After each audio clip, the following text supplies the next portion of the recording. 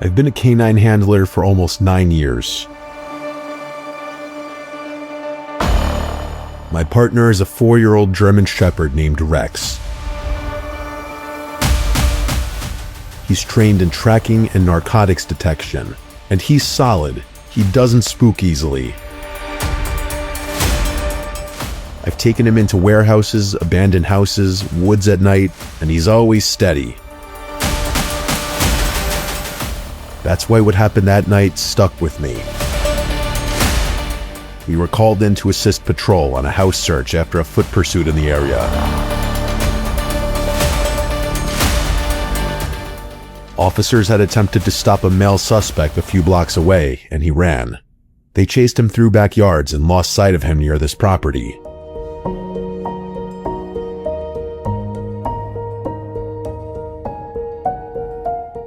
A side gate to the yard was found open and the back door of the house was unlocked. Neighbors had also reported hearing a struggle in the backyard, which added to the urgency. Patrol swept the first floor, but weren't comfortable calling it safe. They believe the suspect may have forced his way inside and could still be hiding somewhere in the house. Rex and I arrived about 20 minutes later. The house was a 2-story place in a quiet subdivision. There were no signs of forced entry from the front. The officers on the scene briefed me quickly. Long story short, they told me there were no obvious signs of struggle. Just the open access at the rear of the house and the fact that the suspect had vanished within yards of it. I put Rex on a short leash and gave him the search command. He pulled forward immediately, moving from room to room on the first floor. The living room was clear, kitchen was clear, and laundry room was clear, so we moved upstairs. Up there was a narrow hallway with 3 bedrooms and a bathroom. There was no fresh air up there and no drafts. All the windows seemed to be closed. As to be expected, as the neighbor reported that the owners of this house were not in town. Rex and I went into the first bedroom, then the second bedroom. Then he pulled toward the bathroom at the end of the hall. I examined the little bathroom, and overall it seemed clean. Nothing was out of place in any of the rooms. Rex sniffed around the room, the edge of the vanity, the floor, then he froze. His ears went forward, and his body stiffened up. He started growling, looking outside the bathroom door. His growls then turned to barks. He was staring out into the hallway, growling and barking at something out there. I stepped backwards out of the bathroom with him. "What is it?" I said quietly. Rex was locked onto something down the hallway. At the very end, near the last bedroom door, I saw what he was barking at. This figure standing there. This tall, dark, completely still figure, and it didn't look like any of the officers downstairs. They also would have in some way announced their presence to me. I identified myself as police, and that there was a canine with me. But there was no response to this. Then I just flat out asked, "Who is that?" Still no response. Rex was pulling in the opposite direction, something I'd never seen him do before. He didn't want to go down the hall.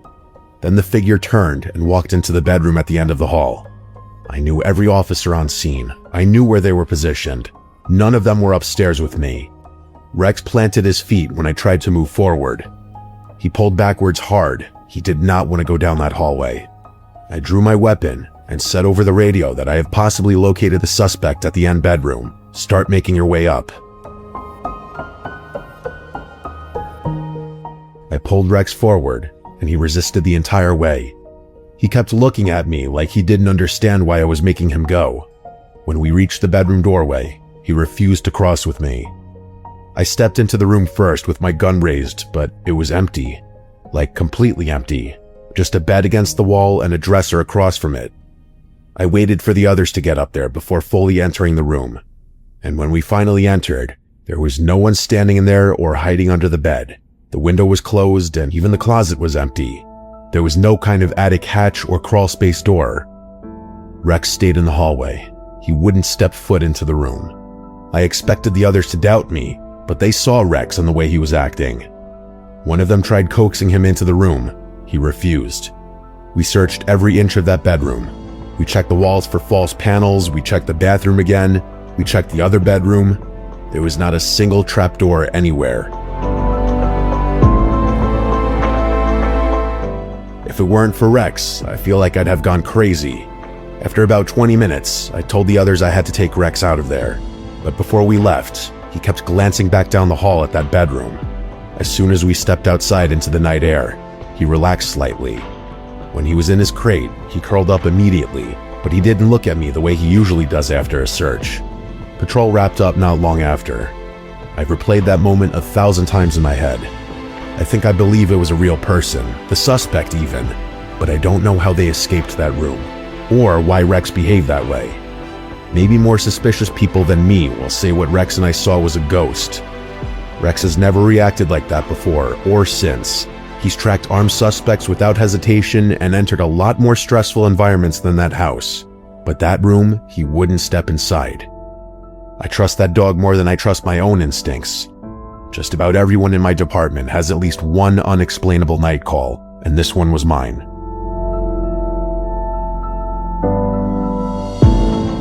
When I turned 21, I joined the police force in a remote town that I won't name.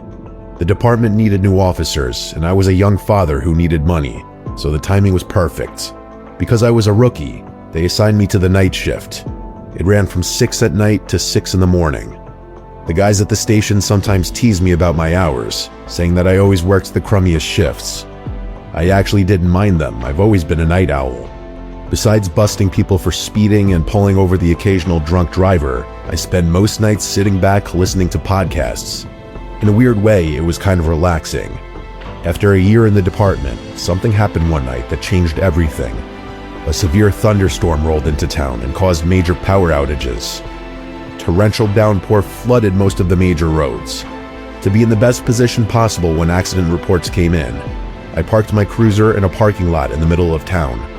At 2 a.m., our dispatcher Claire radioed in. She reported that someone who sounded like an adult male claimed to have been kidnapped. They told her they were held captive inside someone's home. Then the call ended. When she redialed, the caller didn't answer. My cruiser had a built-in computer display that showed all the call details. Based on the address, I was about 10 minutes away, so I was probably the closest officer. I radioed in and told her I'd respond. I also requested backup. Another new officer named Chris chimed in and said he'd be on location in 5. Claire clicked on her radio but hesitated for a few seconds over the static. Then she said the caller sounded like they were altering their voice in some way, possibly through digital means to make themselves sound like a child. She used the specific phrase, "like a young girl." She concluded that officers should proceed with extreme caution. All of us were pretty close at the station, so we felt nervous for one another during high-risk cases like this. I radioed back and said 10-4, then drove off to the scene. When I turned into the neighborhood, I saw that every single street lamp was out. The entire block had lost power. That meant we would have low visibility into the home we were investigating, which put us in greater danger.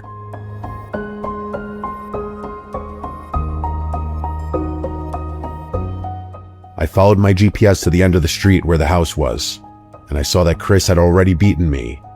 His cruiser was idling in front of the house. I pulled up next to him and rolled down my window. Chris commented on the home's poor condition.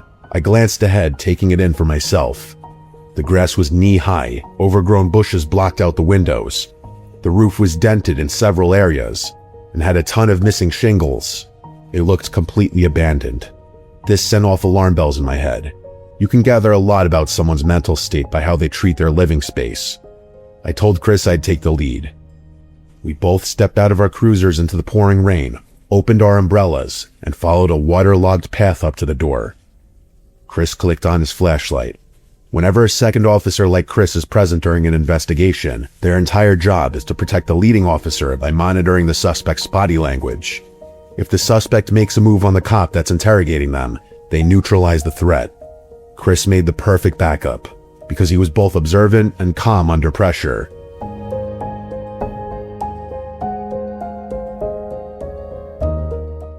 This allowed me to focus solely on the suspect's story and if I was hearing the truth. When we reached the door, I rang the bell. Then we stood there, listening for movement inside. After a few seconds, footsteps shuffled up to the door. Then they paused. Whoever was on the other side was completely still, just waiting. A feeling came over me that we were being watched. Slowly, my gaze drifted over to the peephole. As soon as I made eye contact, a distorted shape moved back, like whoever was watching us had pulled their head away. "If you're in there, we'd like to ask you a few questions. Open up, please," I said. They froze again, as if they were thinking about what to do next. Then the lock started turning and the door creaked open, but only by a foot. From the darkness, a man peeked out of the crack. He looked like he was in his early 30s. He was overweight, balding, and wore thick-brimmed glasses. I took a single look into his eyes and sensed that he was hiding something. I informed him that we'd received a call from his address of someone claiming to have been kidnapped. The man acted confused. He apologized and told us it must have been a pocket dial.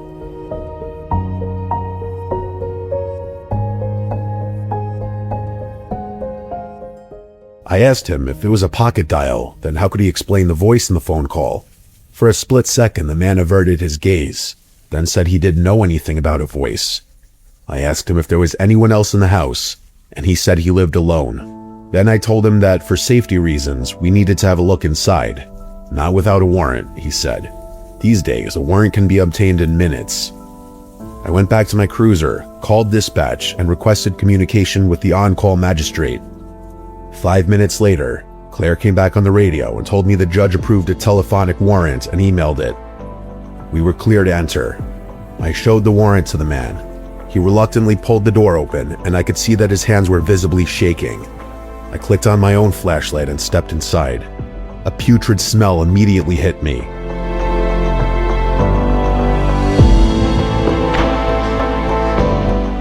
I scanned around to find the source and saw a hallway straight ahead and a room directly to my right. I shined my light into the room and saw what looked like a living room. It was absolutely disgusting. Piles of clothes and stacks of dirty dishes were spread across the carpet. Cockroaches were even crawling all over them. A couch that looked like it was pulled off the side of the road sat at an angle against the wall. This man obviously used this room as his living space. I'd seen these sorts of living conditions in drug cases before. When I turned to look back at the man, he shifted uncomfortably. I made a mental note to check for paraphernalia once I'd confirmed the house was safe. Then I stepped toward the hallway. My foot struck something. I looked down. In the beam of my flashlight, I saw a pink Barbie doll playhouse that I knew I'd seen before. I thought about it and realized I'd bought this exact set for my daughter last year on Christmas. I asked the man if he had kids. He said no, but explained to us that sometimes his nieces came over, so he kept a few toys around for them.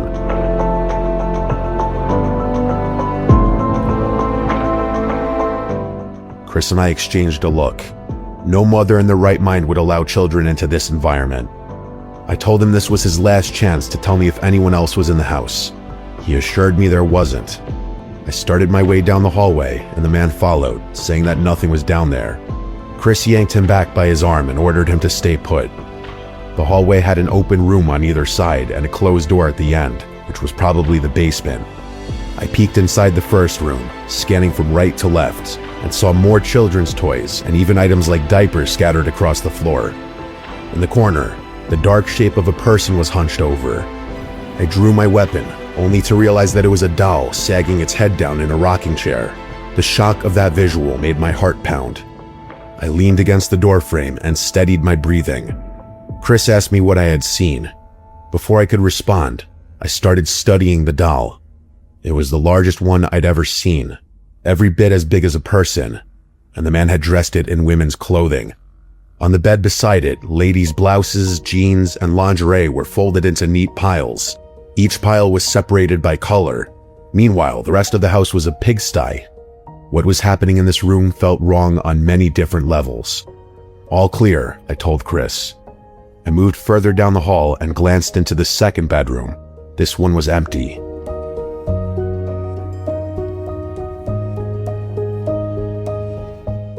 I reached the final door at the end of the hall when from behind me, the man called and asked if I'd like to see the upstairs instead. I told him yes, but first I was going to see the basement. The man said again that there was nothing down there, and I heard Chris tell the man to stay still, which meant he was probably trying to follow me down the hall. The closer I moved into this part of the house, the more agitated he became. I reached for the handle, twisted the knob, and pushed the door open. It squealed on its own hinges. A set of wooden steps descended into a pitch-black room. I shined my light down. I could only see the area that surrounded the landing. It looked equally as messy as the upstairs. From deep inside the room, in an area I couldn't see, something rattled. I told Chris that I heard movement. The man responded instead, apologizing to me and Chris over and over. Even though it was the last thing I wanted to do, I had no choice. The man was lying to us. Someone was down there. I headed down the staircase. Each step creaked under my weight. The rattling noise from inside the room grew louder. Behind me, the man repeatedly begged us to stop looking around. I neared the landing and then swept my flashlight across stacks of boxes. No one appeared in my line of sight. Across the room, there was another door. The noise was coming from there. I drew my weapon. I commanded whoever was inside to come out slowly with their hands up. Whoever was inside stopped moving. I shouted the same command a second time. The door remained shut.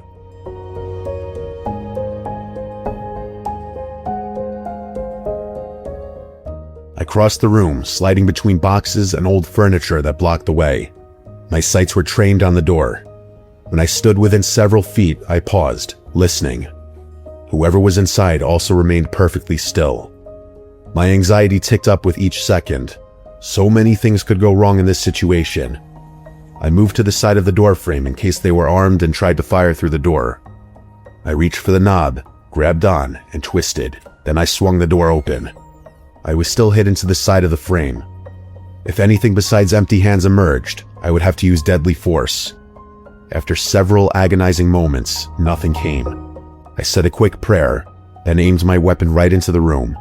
What I saw, I can't go into detail on, but basically, this is what happened. A man in his mid-40s was being held captive in that basement. He was a father of 3 and a respected member of the community. Months after he went missing, everyone, including his family, assumed he was dead. After 2 years in captivity, he finally got the chance to escape. Earlier in the night, before we arrived, the homeowner brought the victim's dinner down and made the mistake of leaving his phone behind. The victim managed to activate Siri and call 911. When we arrived on scene, the victim had already been confined in a way that prevented him from calling upstairs or making any kind of substantial noise. Then, when I ordered him to come out, he froze in fear, not because he couldn't obey my command, but because he didn't want me to use lethal force, thinking that he was a threat. Once I opened the door and found him, we arrested the homeowner on the spot and took the victim to the hospital for immediate treatment. I feel incredibly lucky that no one was harmed, and that we could reunite this man with his family.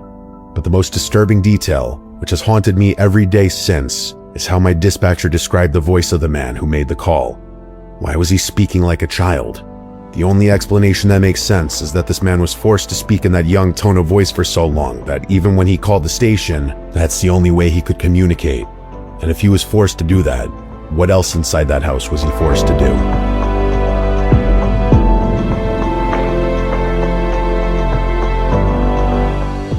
I've been a patrol officer for a little over 8 years now. I've worked nights for most of that time. You see a lot on midnights. For example, I've lost count at how many domestic fights, drunk drivers, break-ins, and overdoses I've had to deal with. After a while, most calls start to blend together.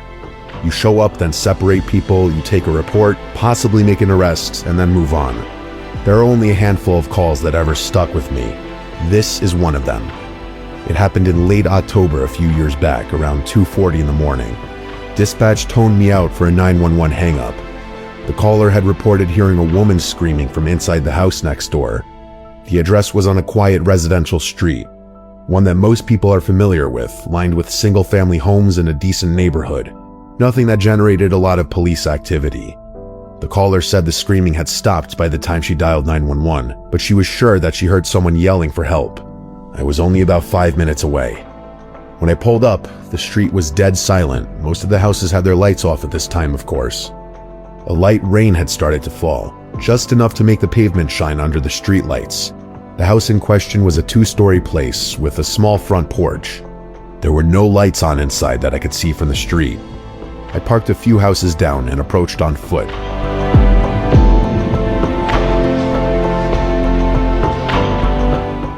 As I got closer, I noticed the front door was slightly cracked open.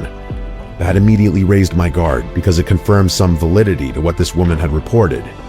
I radioed dispatch and advised I was on scene and had an open door. I asked for another unit to start my way. but at that time of night, the nearest backup was about 10 minutes out at least. I stepped onto the porch and listened.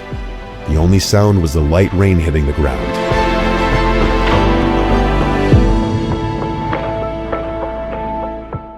I knocked on the door frame and announced myself, "Police department." No response. I knocked again a bit louder.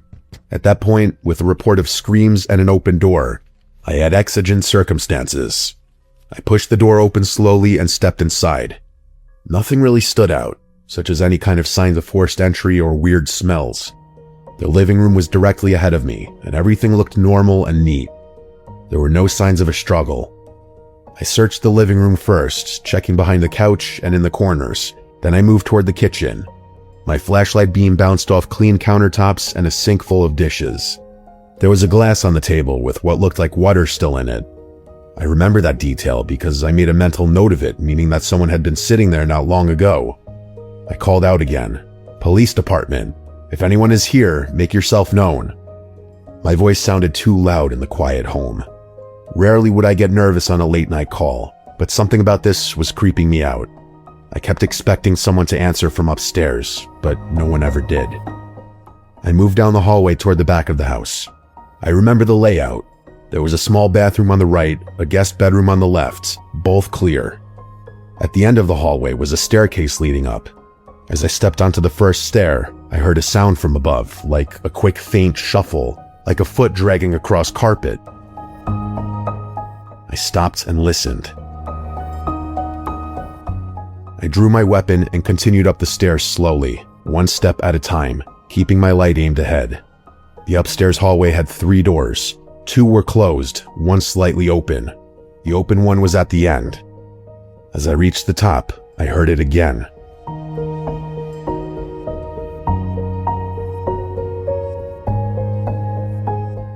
A soft movement from that direction. I announced myself a 3rd time and told whoever was inside to show their hands. No response. I approached the open doorway and pushed it wider with my foot. It was a bedroom that was larger than the one downstairs. The bed was unmade with the sheets partially hanging off the side. A lamp on the nightstand was knocked over onto the floor. That was the first thing that looked wrong. I stepped inside and checked the closet. It was empty. Then I checked under the bed. Nothing. The window was closed and locked. No obvious way in or out from that room. I felt that uncomfortable feeling in my chest you get when something isn't adding up. The rest of the upstairs still needed to be cleared. The second bedroom was a kid's room from the look of it because of the toys on the floor, the small dresser, and posters on the wall. There was no one inside. The last door was the bathroom. As I reached for the handle, I noticed something on the carpet outside the door. A dark spot. At first, I thought it was just a shadow from my flashlight, then I realized it was wet.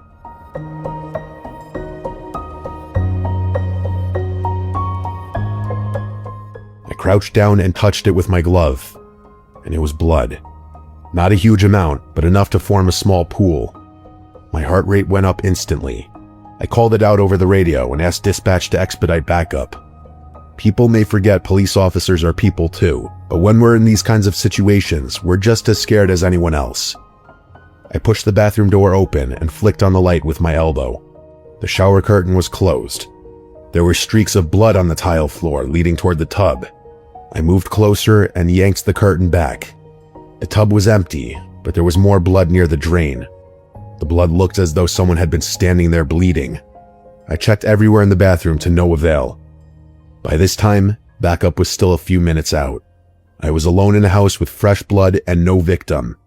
I did another sweep of the upstairs, but slower this time. That's when I heard a faint sound from below, like a floorboard creaking under weight. It came from the first floor.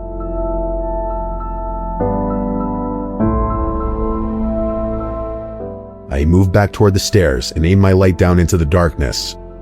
The living room was still dark and I couldn't see movement, but I felt it. That feeling like you're being watched.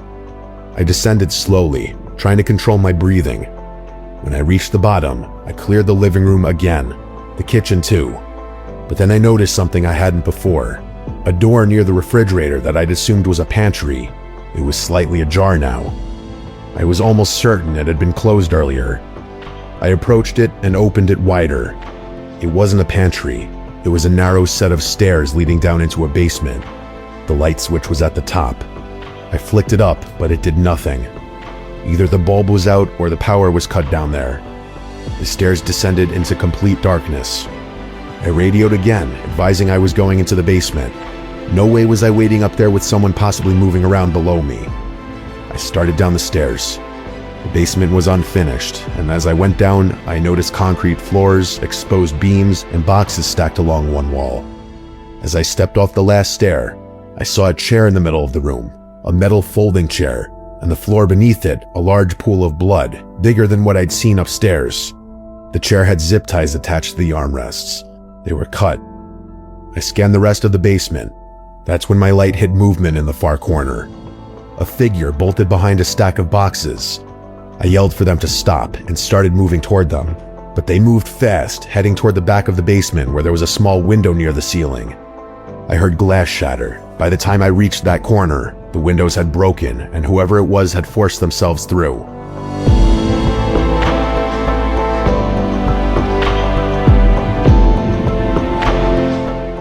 The window led to a narrow side yard between houses.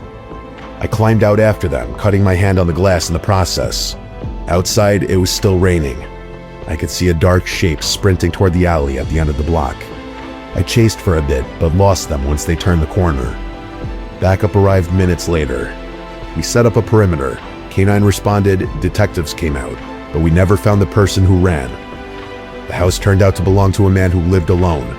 He wasn't there. We found his wallet upstairs and his phone on the kitchen counter. There were signs he'd been restrained in that basement chair.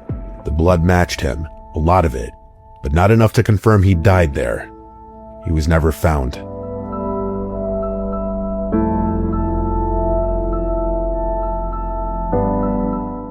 The neighbor who called 911 swore she heard a woman screaming. We never identified any female connected to that address, and no signs anyone else lived there. I don't know if I interrupted something in progress or if I walked in after it was already over. If they hadn't made that one mistake in the basement, knocking over that stack of boxes, I might have walked out of there thinking it was a false alarm. The missing man's case is still technically open. Every once in a while, I drive down that street on patrol. A new family lives in that house now. I see the kids' bikes in the driveway sometimes. Like I said, it's a normal neighborhood. But sometimes fucked up things happen in the most normal neighborhoods.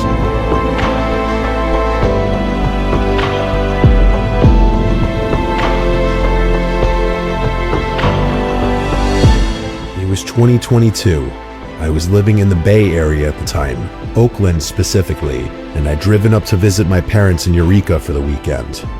If you've never driven Highway 101 along the Northern California coast, it's beautiful during the day and kind of a nightmare at night. Like long stretches with no other cars, no cell service, barely any lights. Kind of ominous, really.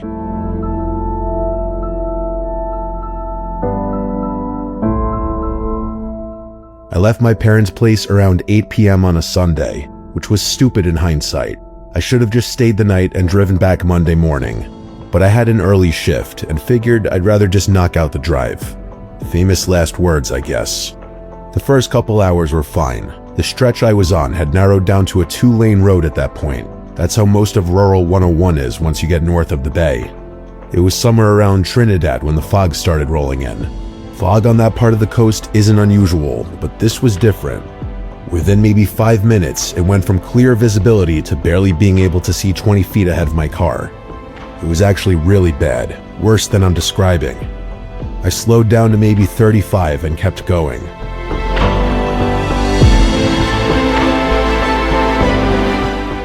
The smart thing would have been to pull off and wait it out, but there's really not a lot of places to stop on that stretch.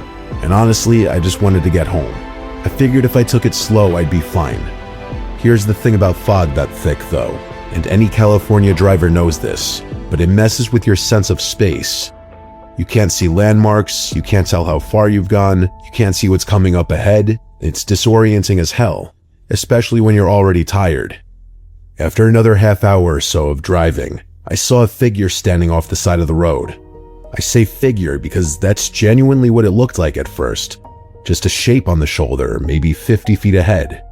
As I got closer, I could see it was a person, a guy based on how tall it was, and he was just standing there facing the road.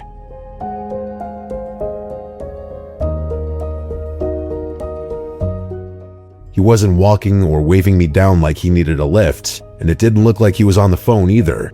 He was genuinely just standing there. I slowed down even more as I passed because I was worried about clipping him if he stepped out into the road. He didn't move though. He didn't even turn his head to watch my car go by, which was really creepy. I got a good look at him as I passed, and there was nothing about his face that struck me as particularly unusual. My first thought was maybe his car broke down somewhere and he was waiting for a ride, which would make sense, right? Except I hadn't passed any cars on the shoulder, and there was no reason for him to be standing in that exact spot facing that exact direction. There was nothing there. I thought about turning around to ask if he needed help, but something about the whole thing felt wrong. It wasn't my problem, so I just kept driving.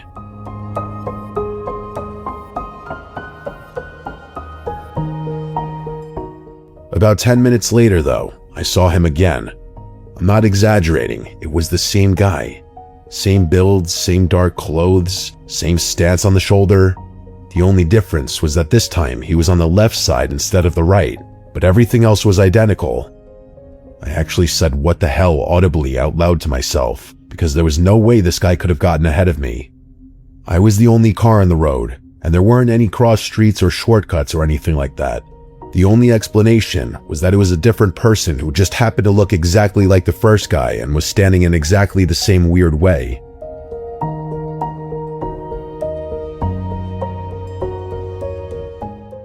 I didn't want to look at him as I passed, but I couldn't help myself. I had to confirm whether it was the same guy, and after getting a good look, I was dead certain it was. But this time, the guy actually locked eyes with me as I passed, and I couldn't look away fast enough. Seeing his head snap to my eyes was really freaky, and I instantly regretted making eye contact. I sped up a little, not a lot, because the fog was still thick and I wasn't trying to drive off the road, but I sped up enough that I was pushing 45. I wanted distance between me and whatever the hell was going on back there.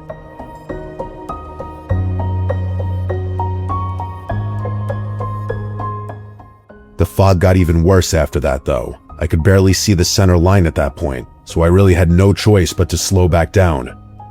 I was having trouble thinking straight, which I attributed to the mixed effect of how tired I was, how hard it was to drive, and what I had just seen. I kept trying to rationalize it, but I couldn't. My train of thought was interrupted though, because not 3 minutes later, my headlights exposed something ahead. There was another person up there, only this time he was standing in the middle of the road. I had no choice but to stop, which is exactly what I did. This time he was wearing a hood that was covering his face, so I couldn't see what exactly he looked like, but I had a feeling it was the same guy. He once again didn't move, which is when I started really getting scared. We were at a standstill, and even though I couldn't see his face, I could feel him looking at me. I didn't know what to do. I flashed my brights at him a few times, trying to get him to move out of the way or at the very least react, but he didn't. I put the car in reverse, and when I looked in my rearview mirror, I nearly died. There was someone behind me. There was a person back there, creeping towards my car. I yelled "holy shit" and put the car back in drive.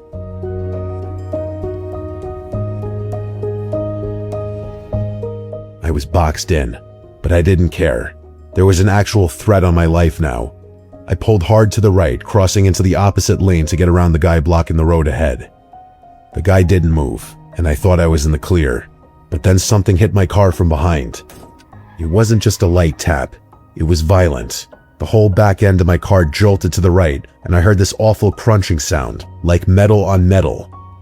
I maintained control of the car and kept driving, thinking I had gotten into an accident with another car, but when I checked my mirrors, there was nothing behind me. Nothing at all, not even those people.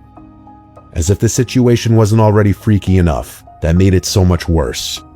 I wasn't waiting though. I sped off as fast as I was comfortable going with how heavy the fog was.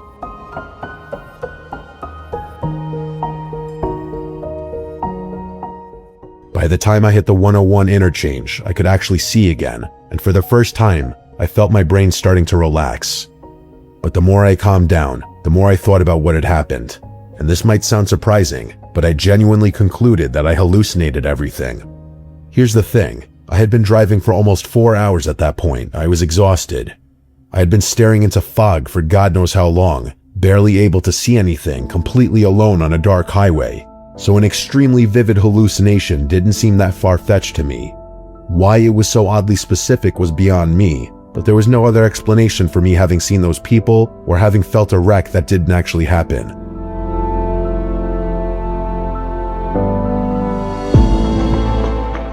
By the time I made it home, I was just ready to sleep the whole thing off and try to forget about it. But then I walked around to the back of my car. The rear bumper was destroyed. There was a massive dent running almost the entire width of it, which meant whatever hit me had hit me way harder than I thought. It also meant that I actually had been hit, meaning I hadn't hallucinated anything. I stared at the dent for like 5 minutes. There wasn't any paint transfer, which there definitely would have been if I had been hit by another car. But if it wasn't another car that had hit me, I had no idea what could have caused such considerable damage. I did end up calling the cops to report what I saw, but it was more so just to get the info out there. I've thought about that night a lot over the past 4 years. I've gone through every possible explanation I could think of. What I've accepted is that I hallucinated the figures, and in my panicked attempt to drive off, I hit a guardrail post or a mile marker or something like that. The thing that gets me is this though. I can accept a hallucination, but for me to hallucinate one thing, the figures, while actually experiencing the other, the crash, is something I have trouble accepting. The fact that there was actually damage to my car has always made me think there was something more malicious going on that night.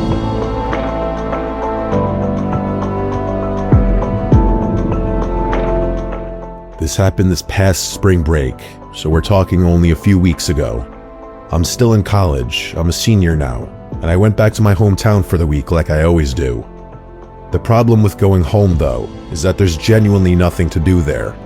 I grew up in one of those suburban towns that's technically close to a city, but doesn't have any of the benefits of actually being in one, meaning no bars or nightlife or anything really within walking distance. When I'm at school, I've always got something going on, but back at home, it's a ghost town. The other issue is that none of my hometown friends had the same spring break schedule as me. I've got maybe 4 or 5 people I still keep in touch with from high school, and every single one of them was either still in class or already had their spring break earlier in March, so I was looking at a full week of doing nothing, which I really wasn't thrilled about. I should probably also mention that I've been trying to cut back on some stuff lately, nicotine and alcohol mainly. I figured a week at home with nothing to do was either going to make that worse or give me a chance to reset. I decided I was going to work out every single day instead. I was going to lift in the mornings and run in the afternoons, keep myself busy just so I could stay out of my own head. That's how I ended up going for a run on a random Tuesday afternoon. I remembered this loop I used to do back when I ran cross country in high school. It's exactly 3 miles from start to finish, starting and ending at my house.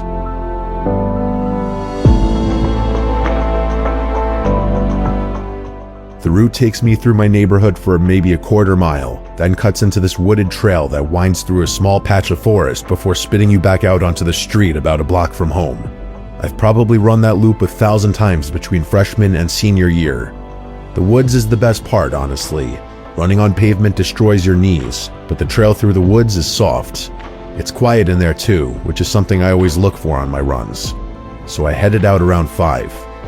The sun wasn't going to set for another couple hours, so I wasn't worried about visibility.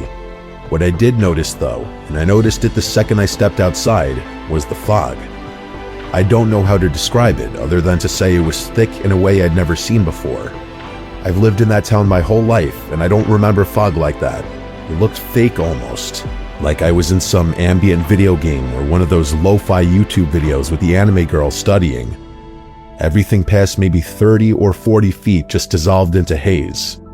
I thought about skipping the run, but I talked myself out of it. The trail through the woods is a straight shot, one path with no forks or diverging paths.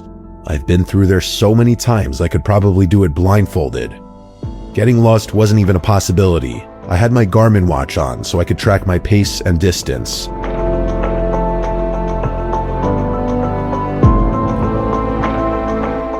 I started my workout, did the quarter mile through the neighborhood, and entered the woods. The fog was even thicker in there, which made sense since the trees blocked out a lot of the remaining daylight. I couldn't see more than 15 or 20 feet ahead of me, but the trail is easy to follow. For the first mile and a half, everything was normal. I was running a little slower than usual because of the visibility, but it wasn't too bad. I remember checking my watch around the mile mark, then again at a mile and a half. The issue started around the 2.5 mile mark. At that point in the loop, I should have been approaching the end of the trail. The path curves to the left, you go up a small hill, and then you're out, back on pavement. I know that section by heart. Hell, I know every section by heart. I've literally run that loop hundreds of times. But when I looked down at my watch and saw 2.5 miles, I was still deep in the woods. I figured my watch was just being weird. It was at least 4 years old at that point, so I assumed its GPS signal was getting interrupted by the dense tree coverage or something. The fog could have been messing with it too. These seemed like reasonable enough explanations though, so I just kept running, assuming I wasn't as far along the trail as I thought. But then I passed 3 miles, which was when I knew something was up. 3 miles is the entire loop. At 3 miles, I should have been standing either in my driveway or on the street.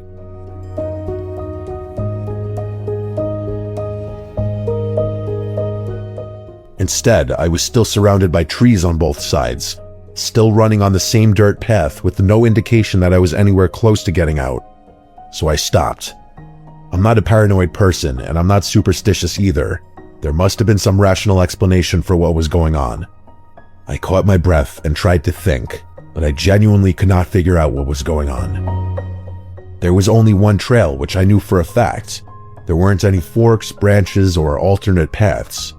The only way I could have gotten lost in there was if I had physically left the path and waded through the brush and undergrowth, which I definitely hadn't done. I checked my watch again.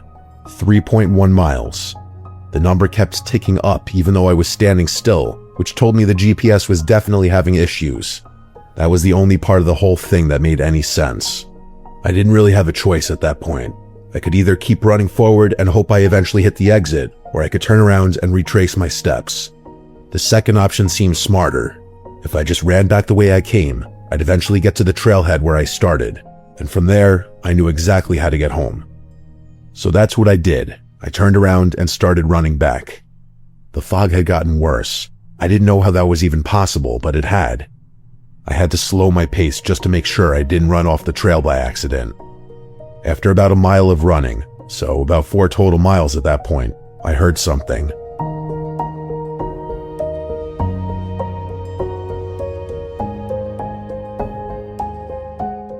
Like I said earlier, it's usually dead quiet in the woods, which I suspect is the case because it's too small for a lot of animals to inhabit.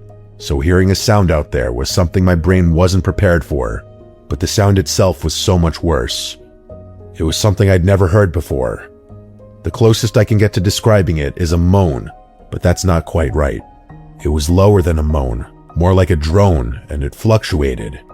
It would swell up, then dip back down, then swell up again. Almost like a siren, but human. I can't overstate how wrong it sounded. It wasn't someone calling for help, and it didn't really sound like someone in pain either. It was just the sustained, wavering noise that didn't seem to have any purpose. I started running faster, but you have to remember that I had been running for over 4 miles at that point. I could only go so fast, and the exhaustion only made the situation that much more terrifying. Running faster only tired me out more, and the more tired I got, the more scared I got. The sound didn't stop no matter how fast I ran. Whoever or whatever was out there was matching my speed. Every time I glanced over my shoulder, and I did multiple times, I couldn't see anything. There was just fog back there. I ran with the sound following me for what felt like forever. I had no other choice. It was the scariest moment of my life. After an eternity of running, I finally made it out of the woods. I ran into the street and nearly threw up out of exhaustion. The fog was still impossibly thick, even outside the woods. I turned around and looked back into the woods. To my horror, there was something standing right in the middle of the trail.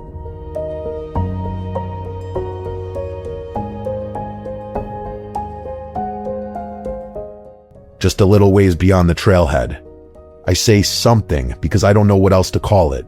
It was just a shape. This dark mass of a silhouette. It was way taller than me, and I'm 6'1". This thing had to be 7 feet tall at least.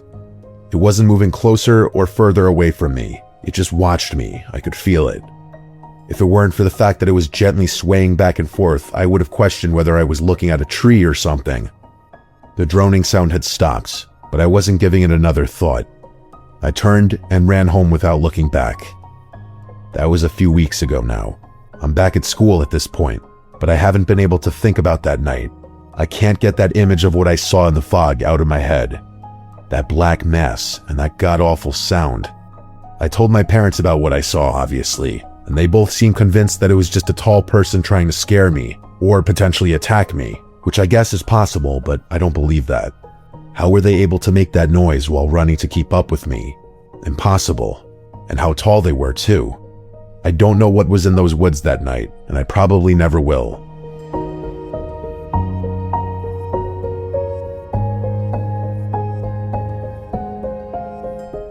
This happened about 6 years ago, late September.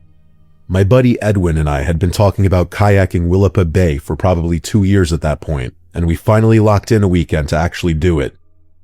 If you're not familiar with the area, Willapa Bay is this massive tidal estuary on the Washington coast, something like 25 miles long. It's mostly oyster farms and wildlife refuge, and on a clear day, it's honestly one of the most peaceful places I've ever been. The weekend we picked was not a clear day. Neither of us were amateurs. We'd both been kayaking since we were kids, and Edwin actually worked as a guide for a few summers during college. We knew what we were doing. That's important context for what I'm about to tell you, because I don't want anyone thinking we were just a couple of idiots who got spooked because we didn't know how hot water and fog work. We launched early Saturday morning from a put-in spot near Nakota. The fog was really thick, but we figured it would burn off by mid-morning like it usually does on the coast.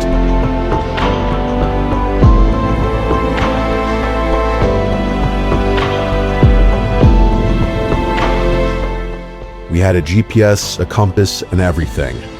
The plan was to paddle out toward Long Island, maybe do some bird watching, have lunch on one of the sandbars, and head back before the afternoon tide shift. The first hour or so was fine. The fog muffled everything in that way coastal fog does. You feel like you're paddling through cotton and everything is really quiet. We couldn't see more than maybe 40 feet in any direction, but we were staying close together and checking our bearing every few minutes. No big deal. It was probably around 9 a.m. when I first heard something. It was a splashing sound. At first, I thought it was Edwin. We were paddling in loose tandem formation, him about 15 feet to my left, and I figured he just adjusted his stroke or something. But when I glanced over, his paddle was resting across his kayak. He asked if I heard that too, and I nodded my head yes. We both stopped paddling and just drifted there for a second, listening. It was the sound of oars, not paddles, which I say specifically because oars and paddles make distinct sounds. We were using paddles. You'd only use oars if you were on a different kind of boat, but it was definitely someone rowing a boat, and it didn't sound too far away from us either. Maybe 100 feet somewhere off to the right.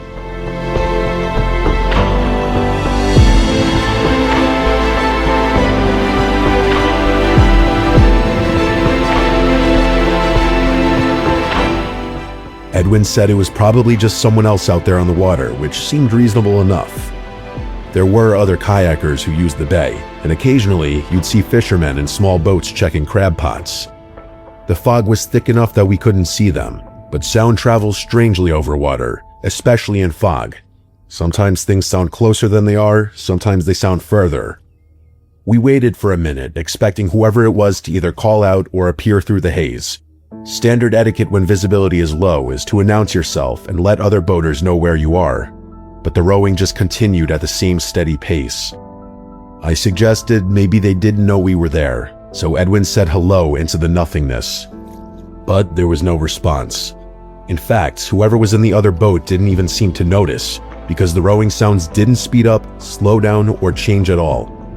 We started paddling again, figuring we'd either come across them or they'd pass by. But here's the thing, and I know this sounds paranoid, but over the next 20 minutes, that rowing sound never got any closer or further away.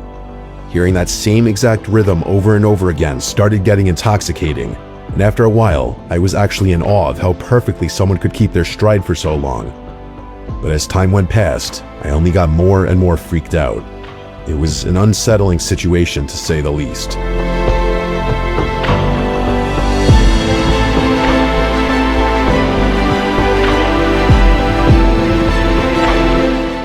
Edwin and I really weren't talking much anymore, but I knew he felt the same way. At one point, we shifted our course slightly east, trying to angle toward the shore, and for a split second, the fog thinned out just enough for me to see a small rowboat sitting in the water. I could see the shape of someone at the oars, so I knew there was a person in it. But then the fog closed back in, and they were out of sight again. The whole glimpse lasted maybe 3 seconds. I asked Edwin if he'd seen it, and he said yes. At that point, I wanted to leave. Something about the whole situation was making me deeply uncomfortable, and I couldn't even fully articulate why. It's not like we'd seen anything threatening. It was just some guy rowing a boat, but the way he refused to identify himself or even acknowledge our presence, and the way he seemed to be following us, was just so creepy.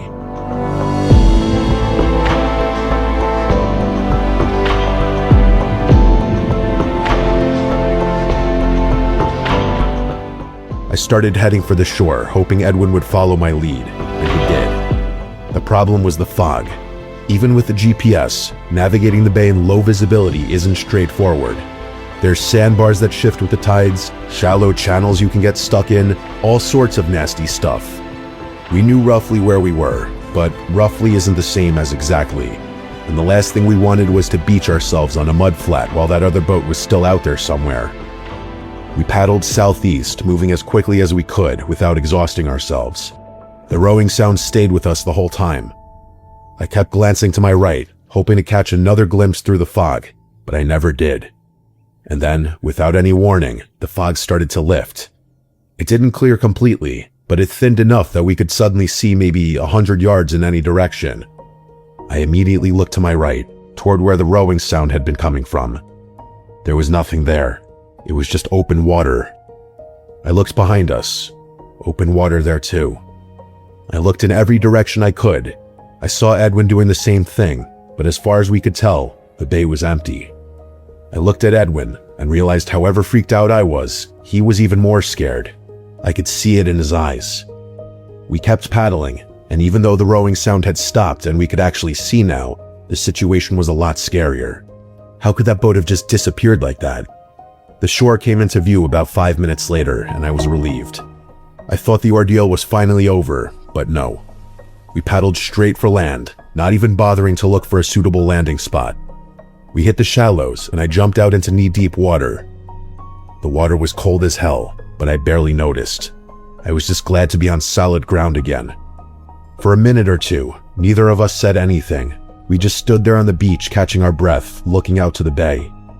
The fog was still lifting, which was good, but there were still no boats anywhere out there. Edwin had wandered a little ways up the beach while I was securing my kayak. He told me to follow him, so I did.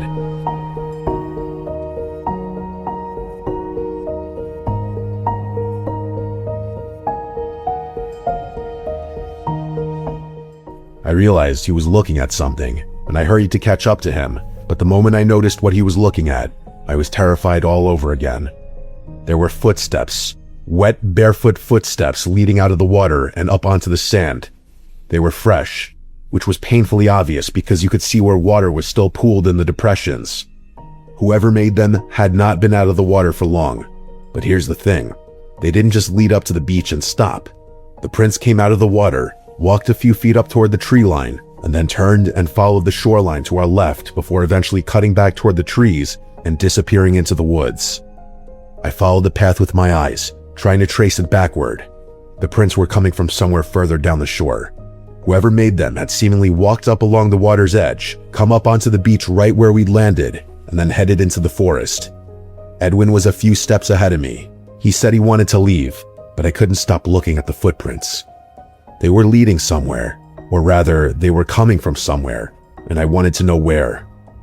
I told Edwin I wanted to follow them back, not into the trees, but the other direction. I wanted to see where they originated. He looked at me like I was out of my mind, which honestly, maybe I was, but something about this whole situation had been gnawing at me since we first heard those oars, and I wasn't ready to just paddle away without at least trying to understand what the hell was going on. Edwin didn't want to come back with me, but he also didn't want to stand there alone. So after about 30 seconds of back and forth, he reluctantly agreed. We started following those footprints down the shoreline. The fog still hadn't completely lifted, but the visibility was a lot better at that point. We walked for maybe 2 or 3 minutes, keeping the footprints to our left, and then I saw it. Maybe 50 yards down the beach, pulled up onto the sand at an angle, was a small wooden rowboat. The wood was dark, almost black, and the oars were resting inside it. It was the same boat, I was 100% certain of it. The shape, the color, the size, it was the exact same boat I'd seen through the fog when we were out on the water. And now it was here, on the shore, with a trail of wet footprints leading away from it. I started walking toward it instinctively, but Edwin grabbed my arm. He told me we were leaving, and he said he wasn't asking this time. He said he didn't care what was in the boat or who had been rowing it. We were done. Something about the way he said it took me from curious to downright terrified. Whoever had been in that boat had somehow gotten to shore before us, walked all the way down the beach to the exact spot where we had just happened to land, and then still had time to disappear into the trees.